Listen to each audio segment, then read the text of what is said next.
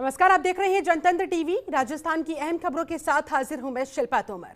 Bulletin की शुरुआत इस वक्त की बड़ी खबर के साथ। जालोर जिले के करड़ा गांव के पास हुए एक दर्दनाक हादसे में तेज रफ्तार कार ने स्कूली बच्चों को टक्कर मार दी, जिससे 5 बच्चों की मौके पर ही दर्दनाक मौत हो गई। इस हादसे के बाद इलाके में कोहराम का माहौल है। ये बच्चे जालोर के करड़ा गांव के पास के एक स्कूल से वापस घर लौट रहे थे, लेकिन इन्हें क्या पता था ये वापस अपने घर कभी लौट ही नहीं पाएंगे। बीच रास्ते में ही हादसा इन्हें निकल लेगा। इस हादसे के बाद एक छात्रा फिलहाल घायल है, जिसका उपचार अस्पताल में चल रहा है। इनोवा की चपेट में स्कूली बच्चों के आने के बाद यह हादसा हुआ। 5 बच्चों की मौके पर ही दर्दनाक मौत।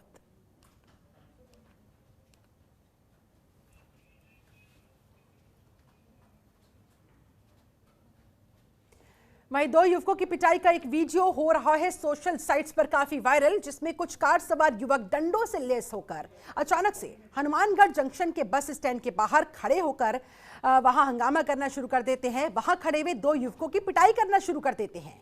जो जानकारी निकलकर सामने आ रही है उसके मुताबिक ये घटना बस स्टैंड की है, जो 2 दिन पुरानी बताई जा रही है।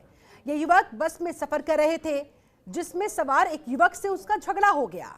उसके बाद विवाद बढ़ता चला गया। विवाद बढ़ने के बाद युवक अपने दोस्तों को स्टैंड पर बुला लेता है। लाठी डंडों से वहां पर एक दूसरे पर वार किया जाता है। दोनों युवकों की पिटाई शुरू कर दी जाती है। ये देखिए तस्वीरें आपके सामने। बस स्टैंड पर यह सब कुछ होता रहा और भीड़ वहां पर मूक दर्शक बनी रही।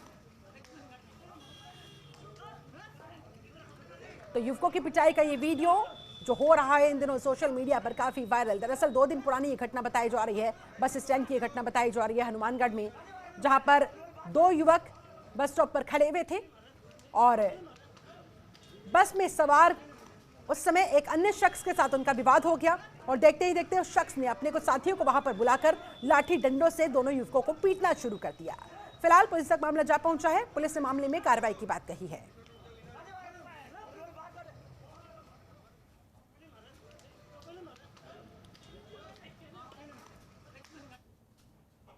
वहीं जोधपुर में आज एसीबी की टीम ने बड़ी कार्रवाई करते हुए एक निजी नर्सिंग कॉलेज के उप प्राचार्य को 4000 की रिश्वत लेते हुए रंगे हाथों गिरफ्तार किया। आप बता दें, लोगों ने शिकायत की थी कि उप प्राचार्य ने उनसे रजिस्ट्रेशन के नाम पर 7000 रुपए की डिमांड की थी, जिसमें से 3000 पहले ही दिए जा चुके थे। बाकी के 4000 रुपए की मांग की जा रही थी, जिस पर एसीबी की टीम ने जाल बिछाया। पूरा मामला इस तरह से सेट किया गया, ट्रैप किया गया। उसके बाद कार्रवाई को अंजाम दिया गया और आरोपी को गिरफ्तार कर लिया गया। फिलहाल पुलिस आरोपी से सख्ती के साथ पूछताछ में जुटी हुई है और कौन कौन लोग उसके साथ इस पूरे खेल में शामिल था, पता लगाने की कोशिश की जा रही है।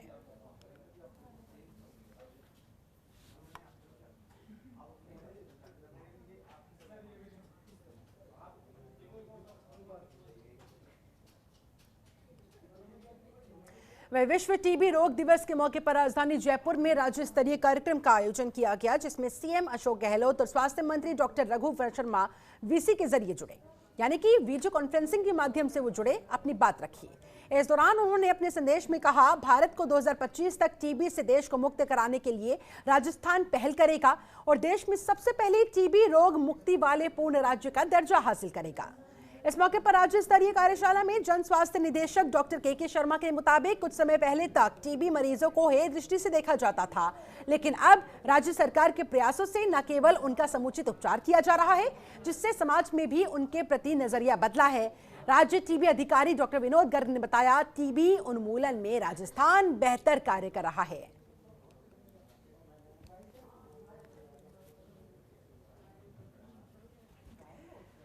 तो वीडियो कॉन्फ्रेंसिंग के माध्यम से मुख्यमंत्री अशोक गहलोत ने इस कार्यक्रम में अपनी मौजूदगी दर्ज कराकर अपना संदेश जन जन तक पहुंचाने की कोशिश की। विश्व टीबी रोग दिवस के मौके पर यह खास कार्यक्रम आयोजित किया गया, जिसमें यह लक्ष्य रखा गया है कि जल्द से जल्द हिंदुस्तान में राजस्थान राज्य को पहला ऐसा दर्जा मिलना चाहिए जहां पर टीबी का एक भी केस बाकी ना रहे, और इसके लिए कड़ी मेहनत करनी होगी। स्वास्थ्य मंत्री डॉक्टर रघु शर्मा भी इस कार्यक्रम में वर्चुअली शामिल होते नजर आए, अपनी बात रखते नजर आए। अपने लक्ष्य प्राप्ति के लिए क्या कुछ उनके प्रयास रहेंगे वो बताते नजर आए।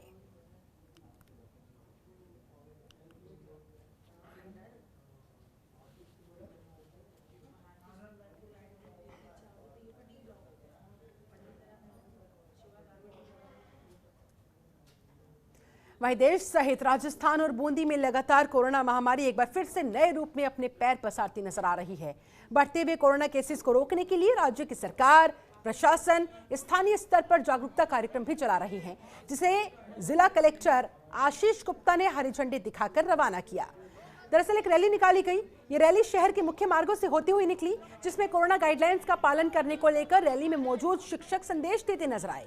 वहीं जिला कलेक्टर आशीष गुप्ता, पुलिस अधीक्षक शिवराज मीणा, इसके अलावा अतिरिक्त जिला कलेक्टर एयू खान भी रैली में मौजूद रहे और हर शख्स तक अपनी पहुंच बनाते हुए जागरूक करने की कोशिश की गई कि किस तरह से कोरोना महामारी की ये जो एक और लहर देश में देखी जा रही है, इसे कैसे रोकना होगा, कोरोना से इस जंग को हमें कैसे जीतना होगा। हम सबको एक एक शख्स की इसमें भागीदारी बेहद महत्वपूर्ण है, इसे समझना होगा। अपनी अपनी जिम्मेदारी का एहसास करते हुए कोरोना के खिलाफ तमाम जो नियम कानून, जो तमाम गाइडलाइंस बनाई गई हैं, उनका पालन करना होगा, क्योंकि जब तक कोरोना संक्रमण की इस चेन को नियमों का पालन करते हुए नहीं तोड़ा जाएगा, तब तक संभव नहीं हो पाएगा कोरोना को हराना। ऐसे में इस रैली के जरिए ये देखिए तमाम महिलाओं ने भी इसमें हिस्सा लिया और यही संदेश देने की कोशिश की इन तमाम शिक्षकों ने। ये तमाम महिलाएं जो आपको नजर आ रही है इस रैली में हिस्सा लेते हुए, ये शिक्षक हैं और ये भी शिक्षक। सबका मकसद एक ही था, कोरोना को रोकने के लिए कैसे हर एक शख्स को जागरूक किया जाए ताकि वो मास्क लगाए, अच्छे से मास्क लगाए। गले पर मास्क नहीं लगाना है, नाक को पूरा कवर करते हुए आपको मास्क लगाना है। समय समय पर हाथों को धोना है। हैंड सैनिटाइजर का रेगुलर बेसिस पर आपको इस्तेमाल करना है। 2 गज की दूरी का नियमित रूप से आपको पालन करना है, चाहे आप अपने घर में ही मौजूद क्यों ना हो, तभी कोरोना को हराया जा सकता है। सरकार की तरफ से, प्रशासन की तरफ से चाहे कितनी भी तैयारियां क्यों ना कर ली जाए, जब तक जन भागीदारी उसमें नहीं होगी, तब तक इस जंग को जीतना असंभव ही रहेगा।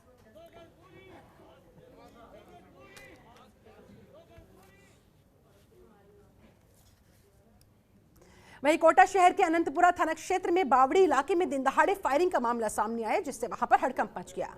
आपसी विवाद में कहा जा रहा है कि बाइक सवार बदमाशों ने एक व्यक्ति को गोली मार दी घायल अवस्था में, जिसके बाद उस शख्स को उपचार के लिए निजी अस्पताल लाया गया, लेकिन वहां उपचार के दौरान उसकी मौत की खबर सामने आई।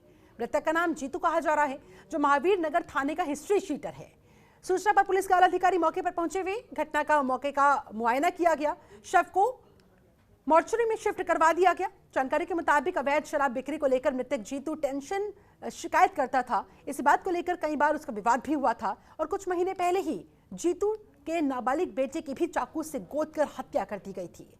हालांकि हत्या क्यों हुई थी उस समय भी हत्या के स्पष्ट कारण अब तक सामने नहीं आए हैं, लेकिन अब जीतू भी इस दुनिया में नहीं रहा, उसे भी मौत के घाट उतार दिया गया। बदमाशों ने, जो कि बाइक पर सवार होकर आए थे, इस इलाके में दिन दहाड़े फायरिंग की और गोली मारकर जीतू को मौत के घाट उतार दिया गया।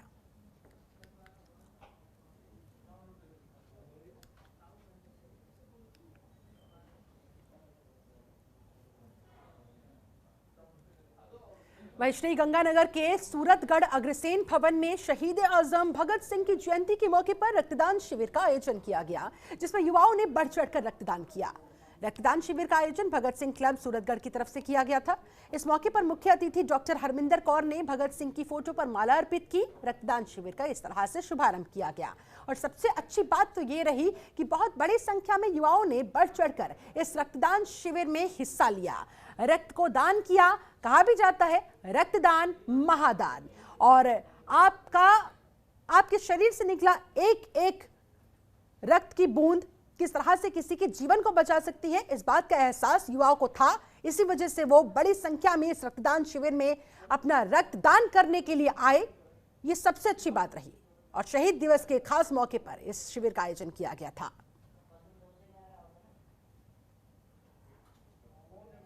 श्रीगंगानगर सदर बाजार थाना क्षेत्र में बेंगलुरु से आई हिंदुस्तान लीवर कंपनी की एक टीम ने एक कॉस्मेटिक की दुकान पर छापेमार कार्रवाई की, जिसे देखकर बाकी के दुकानदारों ने भी अपनी अपनी दुकानें बंद करके छापा मारने वाली कार्रवाई का, उस टीम का विरोध करना शुरू कर दिया। टीम के एक अधिकारी ने बताया कि किसी ग्राहक ने कंपनी में प्रोडक्ट की शिकायत की थी, जिसके आधार पर टीम ने पुलिस का सहयोग लेकर जांच की। जांच में पता लगा कि प्रोडक्ट दरअसल बिना होलोग्राम के ही बेचा जा रहा था। वाकई में वहां पर जालसाजी की जा रही थी, ग्राहकों को ठगा जा रहा था, जिसके बाद व्यापारियों का दल और कंपनी के अधिकारी कोतवाली थाने में पहुंच गए। लेकिन वहां पर इस टीम के पहुंचने के बाद काफी जो हंगामा हुआ, पुलिस ने वहां जाकर फिर मामले को शांत कराया। दोनों पक्षों से बातचीत करते हुए मामले में उचित कार्रवाई करने का आश्वासन दिया। दरअसल जिस दुकान में छापा डाला गया था, उस छापेमार कार्रवाई को देखते हुए आसपास की जो अन्य दुकानें थी उन्होंने अपने शटर डाउन कर लिए, दुकानों को बंद करते हुए वहां पर विरोध जताना शुरू कर दिया।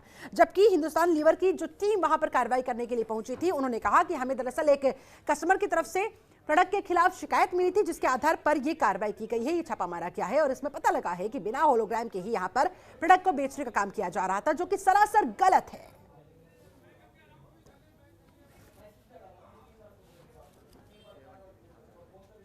खबर पाली से, जहां पर नगर परिषद ने कोरोना को लेकर जागरूकता अभियान के तहत अंबेडकर सर्किल पर दीपोत्सव किया, रंगोली बनाया और वहां पर लोगों में इसके जरिए जागरूकता फैलाने का काम किया गया। ये देखिए, रंगोली बनाई गई, वहां पर दीप जलाए गए, वहां पर तस्वीरें आपके सामने।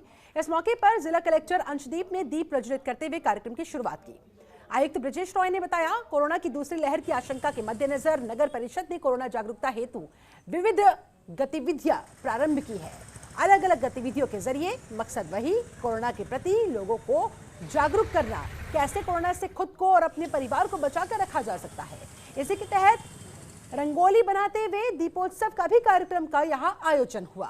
पाली से ये तस्वीरें आपके सामने, बड़ी संख्या में इसमें लोगों ने रुक रुक कर देखा इसे और वहां पर जो बैनर पोस्टर लगाए गए थे उसमें जो संदेश दिए गए थे, कैसे आप अपने आप को, अपने परिवार को कोरोना से, इसके संक्रमण से बचाकर रख सकते हैं, ये संदेश वहां लोगों ने पढ़े।